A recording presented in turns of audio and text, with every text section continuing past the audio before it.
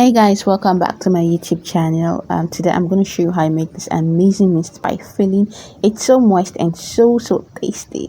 So let's get started. What you need is your already minced mint, and you're going to put that into your bowl.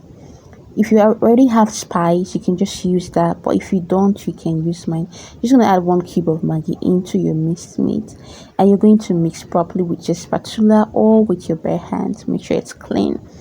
All right, the next step, you're going to use a little bit of onion. If you like onion, if you don't like onion, you can skip it. Just mix together immediately after adding the onion, and you're going to add a pinch of ginger and a pinch of garlic. If you don't like this spice, you can skip. If you do, you can use it. And you're going to use 1 teaspoon of groundnut oil, and you're going to add that into the minced meat, and you're going to mix together.